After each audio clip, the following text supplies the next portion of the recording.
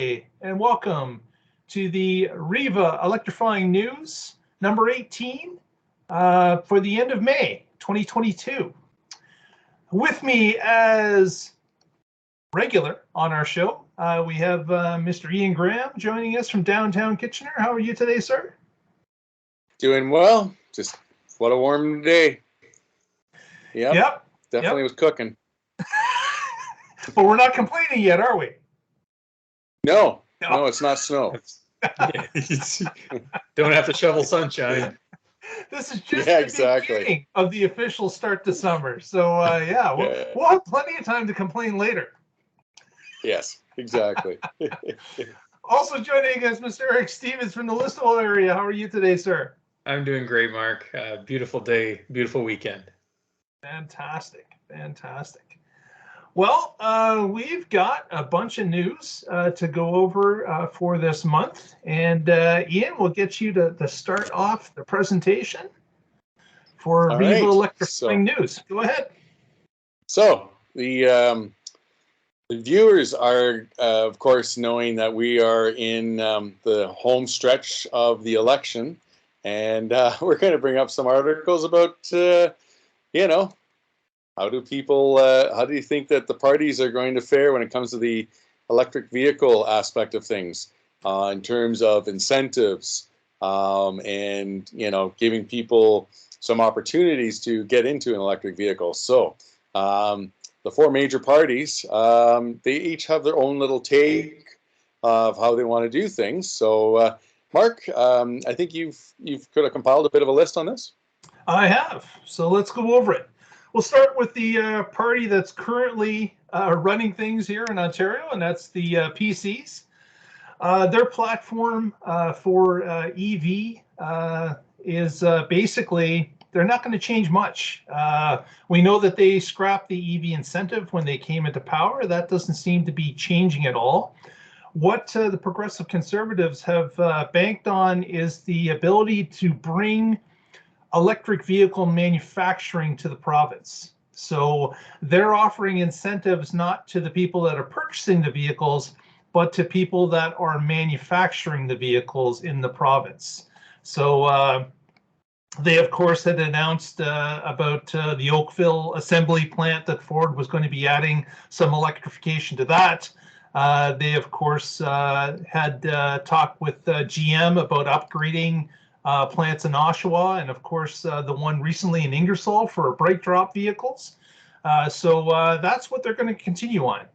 Not a real change that what we've experienced in their tenure so far. So that's the PCs. The Liberals are proposing the ability to bring back the EV credit of $8,000, which would be on top of the federal rebate of $5,000.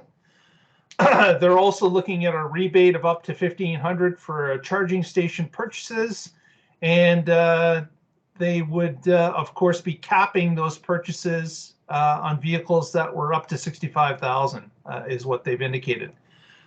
They would also mandate 60% of new passenger vehicle sales to be zero emission by 2030. And they, of course, would then, I guess it would be penalties to the manufacturer if they didn't achieve those goals. So that is what the Liberals are looking at doing. They're also indicating that by 2035, all passenger vehicles would be zero emission. Not really sure if there's any penalties if that is not reached. Obviously, they'll probably ramp up their percentages over time. But there wasn't any real details on the 2035 date as to how that would be enforced. The New Democrats have indicated that they are looking to provide up to $10,000 for zero emission vehicle purchase, excluding, of course, luxury vehicles. They didn't indicate what the price point was on a luxury vehicle. But they have some sort of ceiling in mind. They also want to focus that they would have a goal that 100% of new passenger vehicle sales would be zero emission again by the 2035 date. So similar to what the Liberals had done with a hard date of 2035. And they would be transitioning the provincial government's fleet to all electric by 2030, which of course is only 8 years from today. So that is what the New Democrats are proposing. Out of the major parties, the final one we'll take a look at this evening is the Green Party. And of course, as probably expected by you, the viewer, their package for EVs is quite extensive. They're offering incentives of up to $10,000 for an EV purchase. And in addition, there will be a proposed rebate of up to $1,000 for electric bikes or used EVs. So that's a little bit of a different spin, bringing some additional electrification to the transportation department on bikes and, of course, used EVs. The Greens would also phase out new car sales of gas or diesel by 2030, 5 years earlier than the two previous parties. And additionally, they'll be looking for a wide range of EV charging infrastructure investment. And finally, they aim to phase out all gasoline and diesel vehicle sales, so complete sales, by 2045. So new cars for gas and diesel by 2030, and then sales of all vehicles that are gas or diesel by 2045.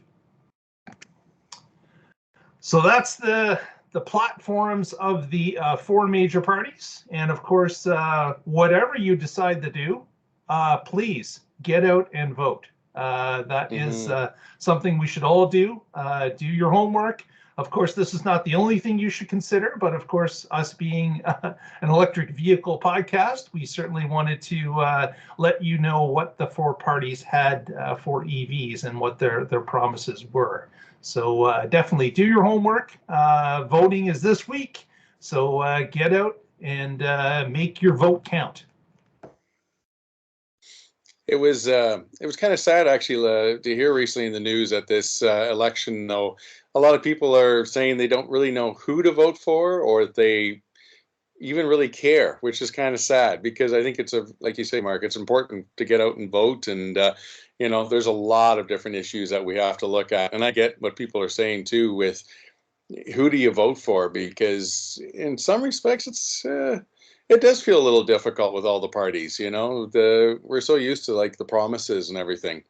But just quickly, that being said, even though the PCs aren't giving any incentive for getting an electric vehicle, I kind of wonder if they're hoping that if they give the money for the manufacturers to build the vehicles, that somehow they're hoping that the vehicles, are, I'm guessing, going to be more affordable, maybe is what they're hoping, or because they've made so many that they're just going to entice people that much more to check them out. And I find it interesting how the Conservatives are going about this. I mean, it's great that they're giving this money to get the manufacturing done and to keep it within Ontario. But and of course, we've had the critical minerals, that they put that through as well, which also I think was good on their part. But I'm just curious of, like, again, how are you getting people into the vehicles? Yeah. I think that comes down to, like, from a manufacturing standpoint, the vast majority of vehicles made in Ontario are not sold in Ontario. They're made for export. So the Conservatives have always been, the pro-business party, so to speak. And they have, the writing is on the wall. The world is moving towards electrification, and Ontario has a huge automotive industry. We are one of the largest automotive producers in North America. So if Ontario is going to continue to hold its position, investments need to be made in the industry to maintain that. And thankfully, after being, I think, beaten, kicked, and dragged and screamed at, the Conservatives have finally at least seen that writing on the wall. So. And I think to answer your question, Ian, I think jobs is the answer. That is being a pro-business party, as Eric has mentioned, keeping jobs within Ontario, having Ontarians continue to work in automotive jobs is, I think, their prime directive. As Eric mentioned, they kind of realized partway through their tenure that EVs are going to be the future. And that's something that they have started to realize, and it looks now that they bought into that wholeheartedly with some of the deals that they've put out there. So yes, auto manufacturing is moving to electric, and Ontario's current government realizes that at this point. Yeah. Well, it'll be interesting to see. I mean, we'll find out relatively soon on all of this. And speaking of elections, of course, we all know that we had that major storm come through and take out the power. And of course, Ottawa is still suffering with power outages. And funny enough, you know, somebody had posted about, like, well, imagine you were in an electric car, you know, with 3 days plus or more of power outages. But funny enough, here in Kitchener, one of the voting stations actually that did have a power outage was kept running through the use of a Tesla Model X. And they rigged it up in such a way that they could keep the power going so that they didn't have to go by hand with doing the voting. So it was pretty cool. Yep. All right. All right. Well, speaking on Ford,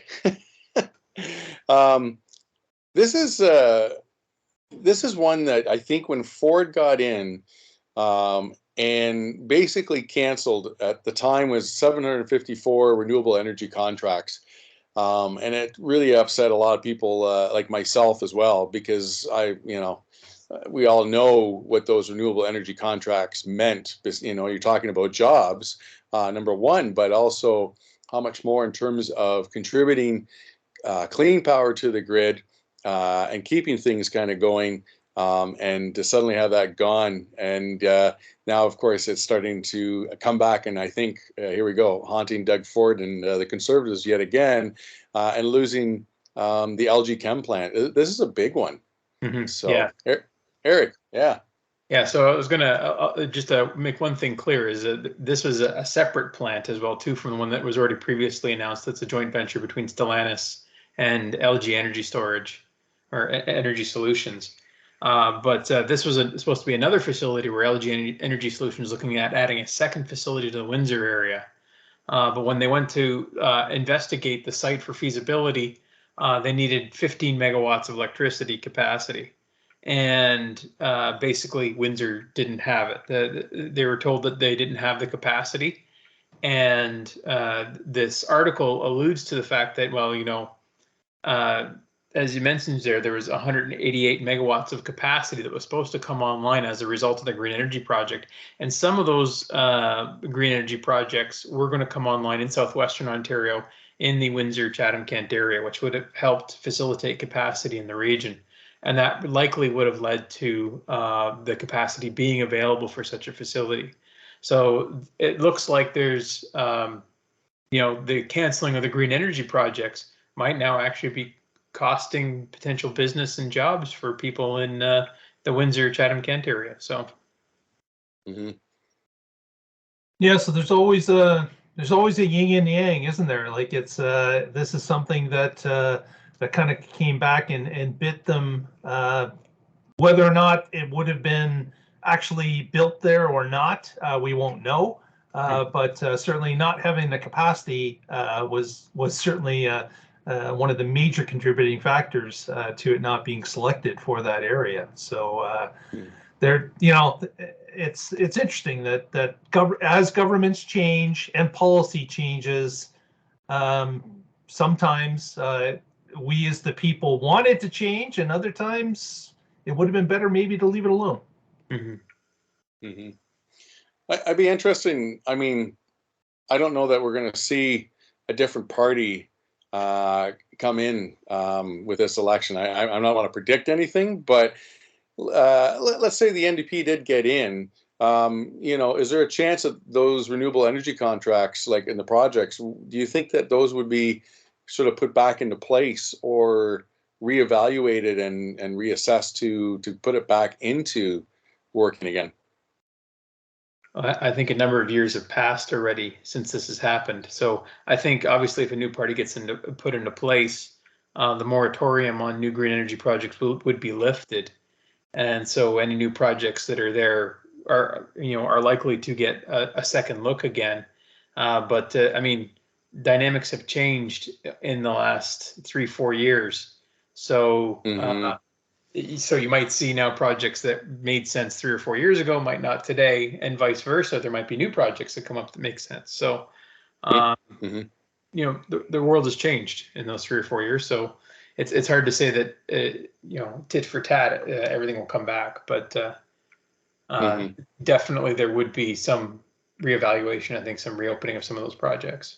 Yeah, I would agree. Too much time has passed just to flip a switch. Yeah. Yeah, it's too bad. It really is on that. So, unfortunately, the switch on LG Chem has been shut down. All right. So this is interesting. Is the first Ford F-150 Lightning has been delivered. It was delivered to a guy named Nicholas Schmidt, and he is the chief technology officer of a grid optimization startup. And the dealership was in the small town of Standish, Michigan. And anyways, the guy also drives a Tesla. He did have an order also on the Rivian. And anyways, his wife said that she's happy that, this has actually come through. And he actually also has an order on the Cybertruck as well. So this isn't, I don't think, your regular truck guy. This is someone who... No, not by any means. This is like someone who definitely is into electrics. This sounds like a collector. Yeah, exactly. But anyways, it's exciting. I really think this truck is pretty cool myself. Yes. I'm just wishing, Ford, they got 200,000 reservations here. And I saw a little bit of an interview with the guy who was kind of head of all this stuff, and suggested that they do a Ford F-150 as an electric, and some of the resistance he got. But already we're seeing there is a demand for this truck, and unfortunately they're saying this year it's going to be about 40,000 units, but next year 150,000. So I think they were definitely surprised by the demand for this truck. Oh, most certainly. Ford, when they first built this, they built this sort of in a pony side building at the River Rouge plant in Detroit. And they were only planning, I think, at one point to only go up to about 80,000 units a year when they fully ramped up. And once they saw the demand, they're like, oh, we have to, they really had to ramp up production. So, and even then now, I think Ford has announced that they've already announced a successor vehicle to this. It's supposed to launch in 2024 on a dedicated EV platform. So, because I mean, this is on it's an all new frame. The F-150 Lightning is the frame is all new, but the body is largely 90% shared with an existing F-150. And the issue with that is it's not really a dedicated platform, so to speak, but and it's shared production with the existing F-150, which brings some economies of scale. It has some advantages and has some disadvantages, but it'll be interesting to see how Ford goes with this. But I think they've clearly seen the demand written on the wall, and I think other companies are taking note as well too. Other manufacturers are out there now taking note of how many reservations are there and are already planning to scale up and add significantly more production capacity to their line. So. Yeah. No word as to when the first Canadian delivery will be of an F-150 Lightning. No, nothing said as of yet. It'll be interesting to see, and of course, if you follow our Twitter feed at WREVA Group on Twitter, you'll see when it appears. We'll definitely post the news item. So follow us on our Twitter feed as well to keep up during the month on EV news. Awesome.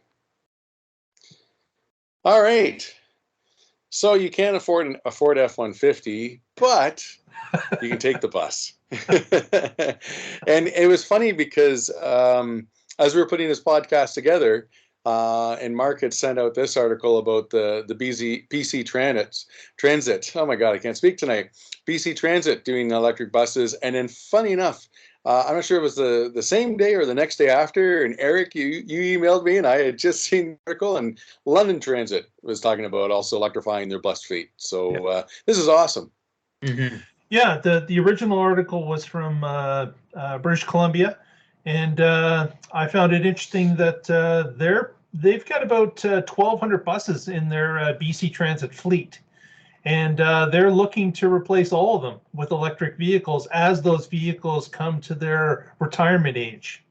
And in this article, it indicated that the federal government was contributing 40% to the price of an EV bus, and the British Columbia provincial government was coming up with another 40%. So then BC Transit only had to come up with 20% to order some of these buses. So they're not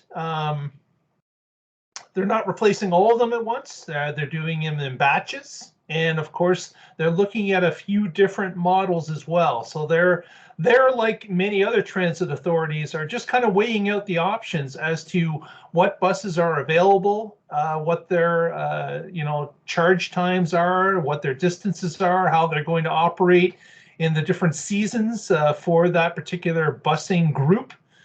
So there's a lot of things that are going on, and as mentioned, London, Ontario is now moving to some electric buses as well. I've also heard that Waterloo Region is looking at some electric buses to come online with their new bus facility that they're actually new maintenance facility that they built in Waterloo.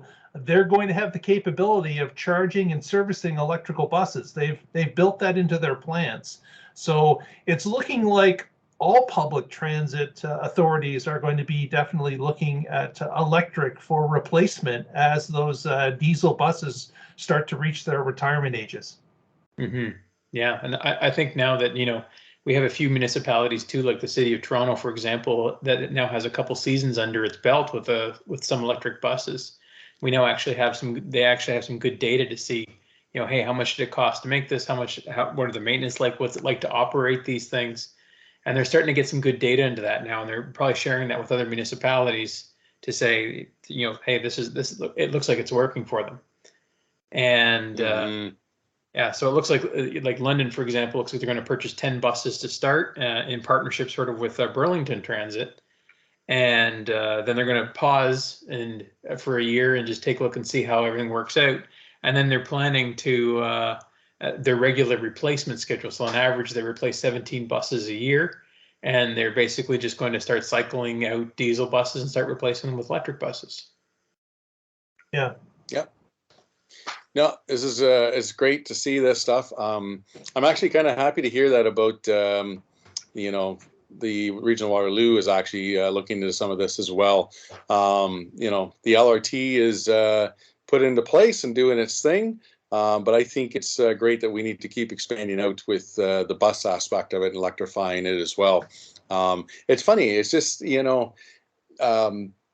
I've asked other people about this as well, and it's not just buses, but even like just with transport trucks as well. But I seem to be that much more sensitive in smelling the emissions coming from them, the whole diesel smell, even the gas cars and stuff like that. But buses especially, I just always seem to notice it that much more as well too.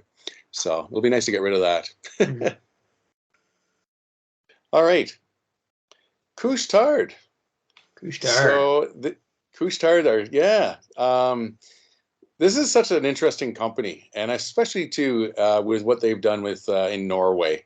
I love this. The 4 years ago, Couche-Tard started the Norway lab, and of course Norway, as we know, is a country that is pretty close to being 100% electric. I hear the number 85%, sometimes 90%, but it's closer to, I think, 100 now. But Couche-Tard is a big part of this. Yeah, absolutely. So yeah, Couche-Tard is a Canadian company, but they have a large presence in Norway, especially through their Circle K brand of refueling stations, variety store, and their charging stations. They were an early adopter in Norway, and they have continued to evolve how their charging stations are laid out and improved. And as electric vehicles have proliferated in Norway, their charging stations have been very innovative, and they've got some really nice layouts in Norway. So I'm really looking forward to seeing some of those solutions coming across in North America. They're committing to so far building 200 or converting 200 Circle K locations to having charging locations at them in the U.S. and Canada. So I'm looking forward to see what they bring here, and I hope some of the nice stations we're seeing in Norway come here in Canada. Yeah, that would definitely be a plus. We've seen some of that stuff with pictures from Norway. Hopefully, we get a quick one here somewhere in southern Ontario to check out. But the other thing I wanted to point out is that, of course, as you may know, gasoline retailers, they don't make their profit on gasoline. It's basically a loss leader. Where they make their money is through the convenience store, selling you an overpriced snack, chocolate bar, or drink, or hot dog. So imagine electric vehicle charging stations. They're going to have their owners hanging around a little bit longer than a gasoline fill up. So more opportunity to pick up an extra snack or munch on something while they're waiting. So I see this as a huge win for convenience store chains that want to roll this out. We've seen some of this proliferation already in the United States with other brands. Tesla, of course, is connected with a few different ones like Sheetz and there's another one in Buc-ee's down in Texas area. So a number of these different groups are starting to see the writing on the wall as well. Yeah, I hope this can start to roll out and we can see some of this in our local area soon. Mm-hmm. Just out of curiosity, is in Norway, is it set up kind of similar as in here's one CCS, one CHAdeMO, and then a couple level 2, or is there a standard they have that way? Well, Europe is pretty much all CCS. Even Tesla is CCS in Europe. So yeah. Their stations there are pretty much all CCS. In fact, many of them are laid out. Some of the newer ones, they've replaced the gas pumps basically with charging stations. So they're basically pull through parking, and they have I've seen a few sites that look pretty neat. They have these neat little charging pedestals, and they put all the big power blocks off in the distance. So the charging stations themselves actually don't look that big on some of their newer sites. So it's very, very nice layouts and some very innovative solutions. So I hope they can bring some of those to here in North America. Yeah. And hopefully, when they do start doing that, and then people, of course, see that, and again, will inspire them to consider getting an electric vehicle and seeing that many more charging stations as well. And of course, too, for a company like Circle K, Couche-Tard, oh, geez, they got charging here. We always knew them as having gas, so it's nice to see that this is a little bit of a switch over. Maybe designing those stations to give them the ability to, maybe add a few charging locations with the gasoline is the start point. And then if it's a new station, have the ability to swap them out as the other one becomes more popular and the other one less popular would be ideal for them, that they don't really have to change the format of the fill-up areas. Yeah. So... And, once they phase out the gas, they could start selling some T-shirts saying, get your 3-day-old hot dog here and get gas. Still want gas? Want a hot dog. Yep. Yeah, exactly. Oh, man. All right. Okay, so this is interesting. This is from... the latest EV Mobility Consumer Index are showing that buyers, 52%, are wanting to purchase an electric vehicle.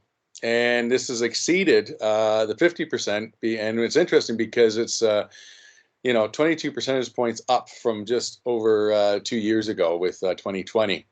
And the other thing too is like, and this doesn't surprise me, is showing that EV owners are less worried about range anxiety or EV chargers because, and it's just as an example, if I didn't own an electric vehicle and I still had a regular gas car, the one thing I would be noticing, especially in the Waterloo region, is the amount of just Teslas, Model 3s, Model Ys now. There's like, wow, they're like, all over the place. And of course, now I'm starting to see a lot more Hyundai, the Ioniq, the Konas, and of course, Chevy Bolts. I see more of those.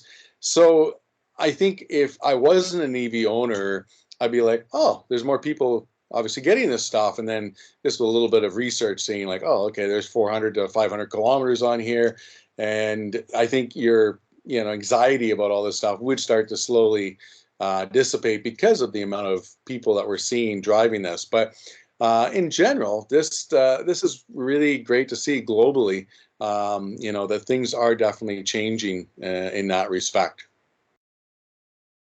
Yeah, I think, clearly, EVs are becoming more popular for a couple of reasons. As you pointed out, there's a higher awareness. There is more on the road today.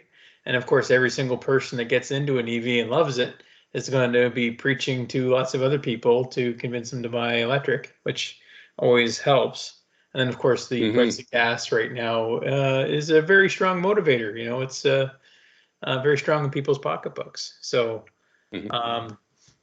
interestingly enough, I follow another person who gives like daily he's in Ukraine, and he sort of passes the daily updates that are happening in Ukraine right now. And one of the big problems they're having with the regular citizens that are still living in areas that are far from the war front, they're having massive fuel shortages. And he was basically saying that people with electric cars today are, living like kings right now, basically, because they don't have those issues of having to wait in line for fuel and knowing whether or not the station is there or not. It's much easier to keep the power up and more often than it is to get fuel right now in those types of situations. So I think some people are looking at that and seeing that as well too, that, people are concerned about the EV sometimes and the power going out, but there's other things and other securities out there that can cause fuel shortages as well too. And right now, I would say one is more concerning than the other. Yeah, and I would also trumpet that it's difficult for a person with a gasoline car to understand how range anxiety really does come into play once you own an EV past maybe 3-4 weeks. You really have to kind of experience it, or you have to have somebody that you trust that already owns one that can explain to you what their points were when they purchased it and how they were able to calm their fears of not having the proper charge or having to look for a place to charge when they're outside of the home. Getting by that thought that I'm going to run out. Once you own the EV is certainly easy to come by, but I wonder how many people that have only owned a gasoline car, don't have a friend or a relative that owns an EV, won't make that move because it's the fear of the unknown. They really don't know it. They can't experience it. So we as EV advocates, that's part of our job, is to speak to people that have interest in the subject and let them know that, 95% or greater of the time that your car is at home and charging overnight, you will leave your house with a full tank of electrons. You will not be required to charge when you're outside. Having a whole bunch of L2s around your office or business is not going to matter, because your primary source of charging is going to be your driveway or your garage or your street front. That's where your car is going to charge for the vast majority of time. And I'll admit it, I had no concept of that when I got my first vehicle. So it is something that I had to learn And I judged my purchase on people on the internet and about what they had thought about a particular vehicle. So it's something that is going to be difficult for somebody that has no connection to the EV world currently. And but I also see a bright spot that as more of us make the switch, more of us trumpet the advantages and the cost savings and the benefits, then it's going to be an easier transition for those groups. Mm-hmm. Yeah. And that's the thing, is the experience aspect, and people who, go and actually buy an EV knowing, hey, I'm putting money into this completely new technology. And I don't have that. I'm getting hearsay from all the other people. And until they get into it and start doing it, it's going to be, then it's that light bulb's going to go off and it's like, well, geez, why didn't I do this like years earlier? And one other sort of interesting stat I got thinking about as well is that, of course, we've heard is that, pretty much 90% of people don't drive any more than 50 kilometers or less in a day. Mm-hmm. So, and we've got these cars that are doing 400 to 500 kilometers of range, 600 even in some cases. And the other question was the usability of the car, like how often we actually drive it in comparison to when it sits in a driveway or a parking lot. If I remember, it was a really high number. Like the actual driving of the car compared to it just sitting there, the percentage was quite low, actually. I believe it was under 10%. Mm-hmm. Yeah. So it's kind of funny, like, and a recent other study that just came out this week as well was talking about the psychological aspect of people and, how they give themselves oh, well, I can't do it because of this. I've heard this potential problem and now I'm going to like totally put all my, eggs in that basket that this can't work because of this one little problem. And meanwhile, I never really looked at what my own life really entails in terms of driving, how far I go, how many actual long distance road trips I'm going to do, etc.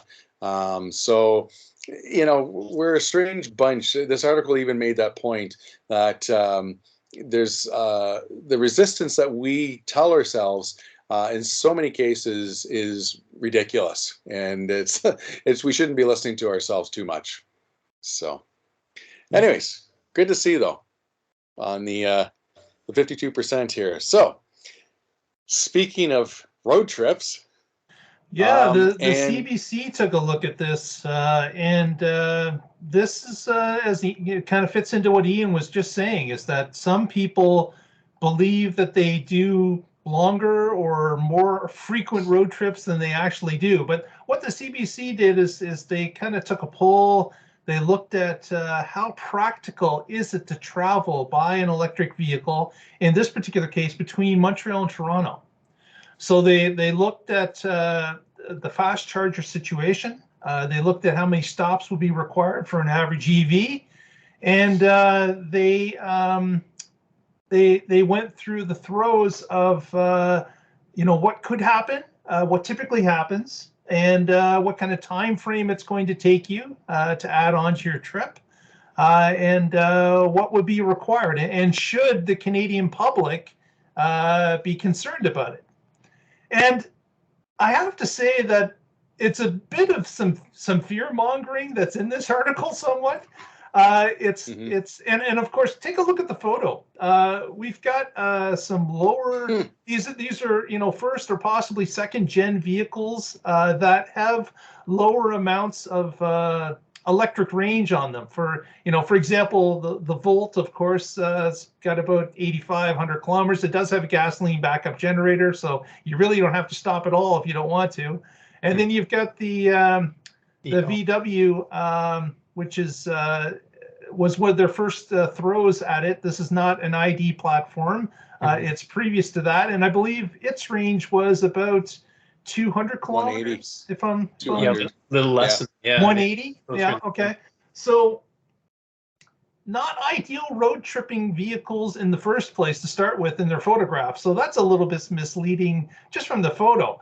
A lot of people won't get that from the article. Maybe they just grabbed a stock photo and threw it in there. But as Ian had mentioned, with vehicles getting somewhere between 400 and 500 kilometers of range, typically now in a new EV, the stop is basically going to be, one stop, possibly two. Yes. You've got vehicles that are traveling 600 kilometers. If they get 400 kilometers of range, that's one stop. So it's something that is kind of a misnomer as to what they're kind of pointing out here. But I guess my point of bringing this article up is the real only thing that's going to stop this electric road trip between Toronto and Montreal is going to be infrastructure. How many, halfway through the journey, what type of stops are available for you to stop at? What type of chargers are there? How many of those chargers are there? Are they, overused? So there's a lineup possibly. That's really the thing to be concerned about. Not can you do it or is it viable to do it, but really is the infrastructure in place for the trip that you're going to take? And I don't know. I just wanted to throw it back to the two of you as to what you thought about this. Are there any thoughts that you have as to whether this was a fair article or if you thought it was, questionable? I would say that reading the article, I would say it does make a few valid points. That being said, I think most of those points are exaggerated to try to drive home or maybe sell articles. But there is some valid points. I mean, today there are some charging stations today and some charging infrastructure today that is a little bit difficult to use. And in some cases, we only have one charger in some locations, which is potentially a challenge, especially if that one charger goes down or you have an issue in that type of thing. So from an infrastructure standpoint, I would say it's improving all the time. It needs to improve all the time, especially as more and more people start buying electric vehicles. We need to have the infrastructure keep up. And, we need to have sites with multiple chargers. Sites need to have very bare minimum of 2, preferably 4 chargers. So I would, we're infrastructure is not there yet, but it is getting there. And it is improving every day. So this isn't, I don't know. I look at this article and it makes some valid points, but I mean, 6 months from now, most of these points, half of them are going to be solved. And you're saying basically it's going to be solved based on the growing infrastructure that's going out, and we get announcements, every quarter, every month. There's new announcements about infrastructure going into place. Yeah, I mean, we just talked about Couche-Tard building 200 charging stations, and right now in the United States, EVgo is building another 2,300 charging stations. The infrastructure is just going in like crazy right now. Even here in Ontario, Ivy has still got new sites going up right now as we speak. So, and some of the charging issues they talk about here, like credit card payments and stuff like that. Yes, those are issues. Those are hindrances to charging. But now there's new technologies coming out where a lot of new EVs are able to do plug and charge, and a lot of new stuff is coming out to help resolve those pain points, basically the customer pain points for charging stations. So solutions are happening. It's changing every day. There's some good points there, but this is a continuously evolving process, and people are working on trying to fix those issues. Yeah. I think the thing with the article that bothered me a little bit is Toronto to Montreal to me is just, I'm sorry, that's not really much of a road trip. Give me Toronto to Halifax or Toronto to Thunder Bay. Like, let's put a little bit of a challenge on this. Yeah, it's certainly Toronto to Montreal has got to be like your ideal road trip as far as infrastructure is concerned. There's a lot that's gone along the route of the 401 between the border of Ontario and southern Ontario, certainly. Yeah. And I'm just thinking in our 4-year-old Bull TV, we can make Toronto to Montreal no problem today without any issues. Even if half the chargers go down, there's still lots of options. So yeah. And so I put a couple of links here. And the first one on the top was, of course, a friend of ours, Trevor, who him and Ian Pavlako, I think is how you say his name. They drove from Victoria to I think it was Halifax. It wasn't quite St. John's, but they did it in 73 hours, just to prove, and they did it in the middle of February. Kind of to prove the point. But the other one is Bolt Across Canada. Buddy and his wife and dog, they went in a Chevy Bolt, and the cost for them was like around $146 for everything. So honestly, it's and that was in 2016. That's how much less infrastructure did we have then even? And I met up with them in up north when I was at the cabin up by Espanola, and they weren't having any issues whatsoever. Now, what's interesting, again, that this road trip idea came up, is a friend of mine actually left today with his wife and son to go to Nashville in Kona. And he had talked with me a little bit about, using PlugShare and finding stuff. And actually, we got a route set up for him so that he goes from Waterloo, crosses the border in Detroit, and heads over to a Dunkin' Donuts where there's a CCS charger. And then from there, I think we figured at most 3 stops to get to Nashville. And it's about 1,100 to 1,200 kilometer trip.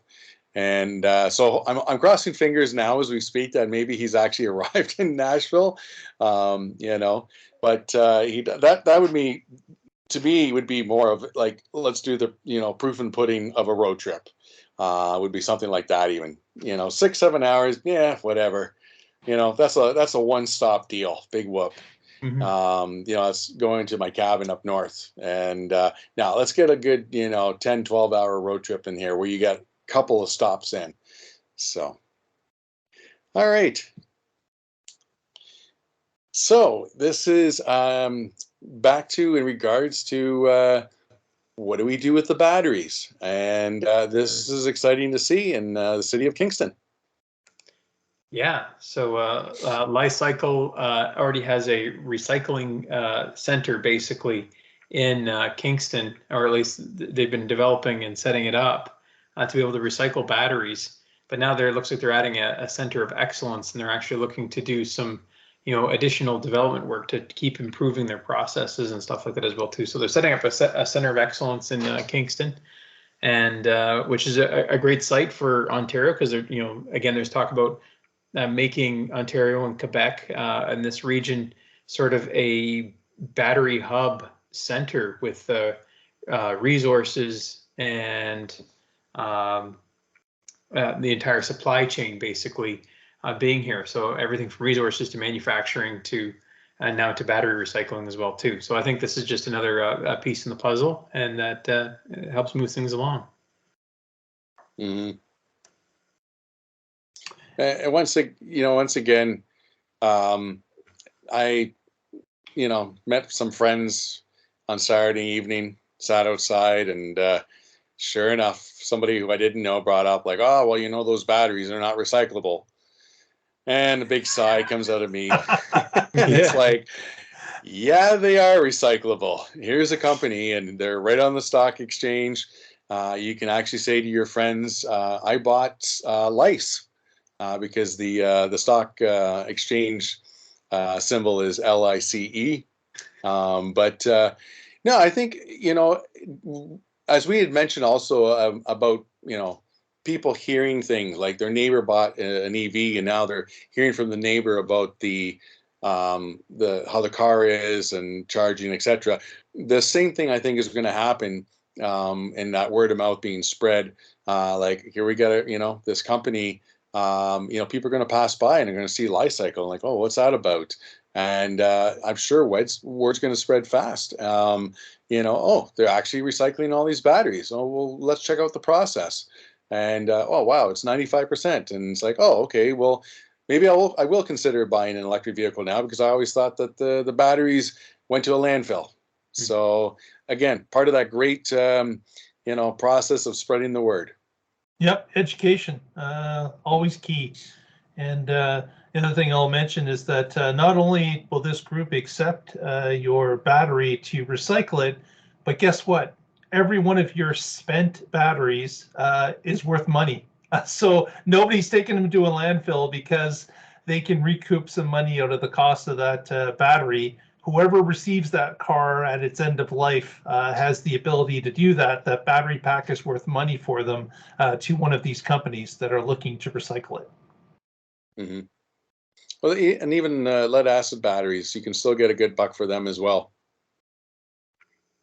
Yeah, absolutely. Mm-hmm. All right. So our final slide of the night, which again comes back to the battery aspect of things. This was a recent CBC article. Are EV batteries recyclable? Your questions answered. And not a bad article. They get into these points such as types of batteries, the length of time, recycling, repurposing raw materials, sustainability. So they do some in-depth journalism on this, which good to see. The raw materials, the one area that I was a little disappointed in the article, they did kind of post a link to it, but talking about cobalt, and they just made a quick mention that more companies are not using cobalt, such as Tesla, to make their batteries. And but the types of batteries I found interesting, and just quickly to that, Jeff Don was recently featured talking about originally the 1,000,000-mile battery, and now talking about the 4,000,000-mile battery with a 100-year lifespan. That something again with the chemistry. Jeff Don Dr. Jeff Don, of course, is at Dalhousie University, is one of the main researchers who works with Tesla, but also is a big contributor with the whole lithium batteries besides Dr. John Goodenough from Texas, who also major, pioneer of lithium batteries. So good little article. Yeah, it's something that the average person may not know, but as you get involved with EVs, you start to understand that some of these rumors out there that are unfounded certainly can be answered by just a read through of this particular article. Mm-hmm. Yeah, I agree. It was a pretty good article, and even looking at the comments, there were still people trying to spread the fear, uncertainty, and doubt about the information in there, and which is unfortunate. But the truth of the matter is, yes, these batteries can be recycled. I mean, there's going to be an infrastructure side to this, where you're able to recycle a certain amount of capacity, but that capacity is somewhat known. As we build more batteries, we know at some point down the road we're going to have to be able to have the infrastructure to recycle more of them as well too. But the economics are going to be there, and it'll happen. Mm-hmm. Yeah, and that's the big part, I think, economic wise. The fact that Li-Cycle is listed on the New York Stock Exchange, and I think you're going to see more companies down the road have the same thing happen. It just shows this is a business, and we don't just sort of throw these to the landfills and let them rot. This is something worthwhile. Yeah, absolutely. Well, thank you very much, Ian and Eric, for those articles. If you want to read those articles on your own, you'll see in the description, there'll be links to them, so you can go and read whenever you'd like. This week, I've got a shout out for the end of the show. Just wanted to let people know that just in a couple days, June the 1st, in Baden, Ontario, the Cruising at the Pond starts up again. And this particular Wednesday, which is only a couple days from now, there's going to be a few EV owners there. They wanted some EVers to be there at the event. So 3 or 4 of from our group are going to be there displaying. And if you've got the time, Wednesday afternoon, Wednesday evening, drop by and say hello and check out some of the classic cars that are there as well. So that's something we wanted to mention. Also, Ian, have you got any shout outs for this evening? I wanted to say the Leafs. But it's funny. I once again not past the first round, and I wasn't too happy with some of the reffing. But I'm going to give them a little bit of a shout out. I thought they really put up a good fight overall. Had a little bit of few bad luck. I think some younger players got a little too excited with the stick, got a couple penalties, which cost them. But I will say, I'm looking forward to Edmonton and Colorado series. I think that's going to be exciting. Of course, tonight's New York and Carolina Game 7, another great series. Great hockey. I always love playoffs and great hockey. So my shout outs are going out to the all the hydro we're using to keep the ice rinks cold. Keep hockey going. Keep hockey going into the hot months of the year. Absolutely. Nothing like the NHL playoffs. Eric, any shout outs from you this evening? Yeah, so I also received a message from the eMerge group in Guelph. They have an event going on this Sunday, June 5th, and they're looking for some EV ambassadors as well, too, to sign up and show up and to help educate the public on EVs and stuff like that. So for people that are interested in that, go to their the Guelph eMerge website, and you can register for one of their time slots there to help out. Very good. Very good. Well, we want to thank everyone out there for watching this evening. If you haven't already, please give us a thumbs up on the video. Press that subscribe button. It helps us out, gets the word out about the show, and gets us some more eyeballs on the show. So we would really appreciate if you were able to do that for us. And with that, we will say good night, or good afternoon, or good morning, whenever you're watching this. And we will talk to you again in another month. Thanks very much for joining the WREVA Electrifying News May edition. Good night, everyone. Good night. Good night.